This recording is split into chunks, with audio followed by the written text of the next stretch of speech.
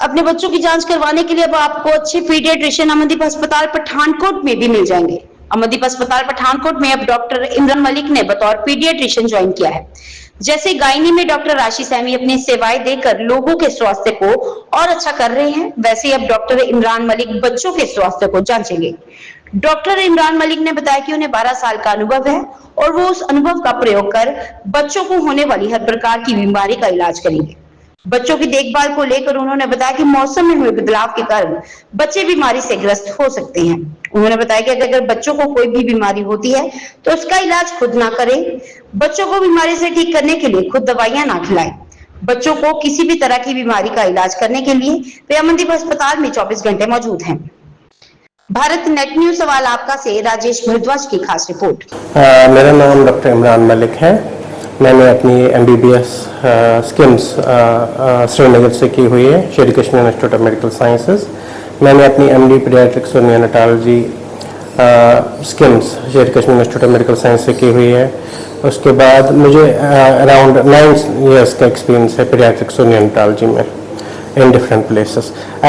Recently मैंने join किया है 2 weeks back in Amandeep hospital Pathankot as a consultant paediatrics and neonatology. देखो, जो बच्चे पैदा होते हैं वो ज़्यादा ससेप्टेबल होते हैं डिफरेंट टाइप्स ऑफ बीमारियों के लिए। सबसे पहले हमारा जो होना चाहिए कि हमारी जो डिलीवरी इंस्टीट्यूशनल होनी चाहिए, वो एक हॉस्पिटल में होनी चाहिए। और जो हॉस्पिटल में होनी चाहिए, उस हॉस्पिटल में एक बच्चे की जो नियोनेट पैदा होता है, ये डिलीवरी अटेंड होनी चाहिए एक पीडियाट्रिशियन और नियोनेटोलॉजिस्ट, वो उसको देखना चाहिए। ठीक है, उसके बाद पीडियाट्रिशियन उसको रूटीनली एग्जामिन करेगा और हम बोलते हैं कि बच्चे को रूटीनली आप ब्रेस्ट फीड करवाओ। That should be the focus. We should not be focusing on anything other than breast feeding, routine breast feeding and I would say exclusive breast feeding, nothing more than breast feeding. उसके बाद मैं बोलूँगा vaccination, जो भी vaccination schedule है उसको properly follow किया जाए।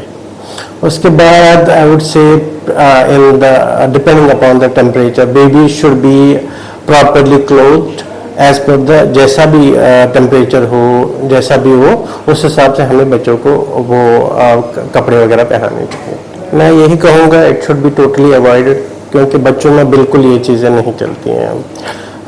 देयर लाइक बहुत सारी चीज़ें हैं, बहुत सारी दवाइयाँ हैं जो बच्चों के लिए बहुत सारी प्रॉब्लम्स खड़ी कर सकती है। हमने बहुत जगह देखा है कि बहुत ओवरडोज हो गया, पेरेंट्स ने खुद दवाई दी थी, पहले तो किसी ने बोला नहीं था, बोला था पिछले टाइम के लिए बोला था, इस बार उन्होंने खुद किया, पता नहीं था कितना देना था, उसकी वजह से बच्चा हॉस्पिटल में लैंड हो और बहुत ज़्यादा प्रॉब्लम्स हुई।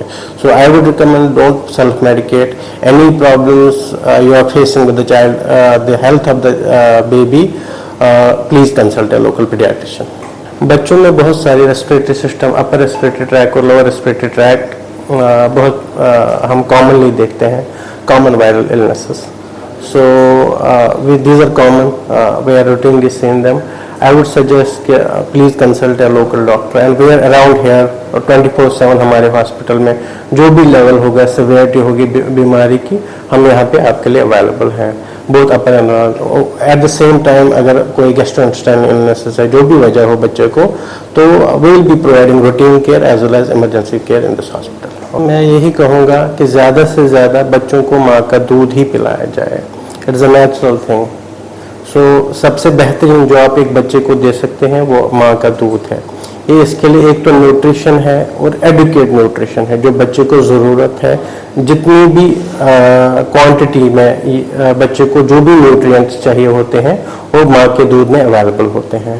एट द सेम टाइम ये बच्चे को बहुत सारी बीमारियों से प्रोटेक्ट करता है। So it gives it provides immunity, it provides nutrition, so बहुत सारी चीज़ें। एंड इट इज़ जो बच्चे का जो गट है, स्टोमक है, वो बना ही इसलिए ऐसे होता है कि वो माँ के दूध को बहुत अच्छे से टॉलरेट करता है। ये तो शॉर्ट टर्म इफेक्ट्स हो गए।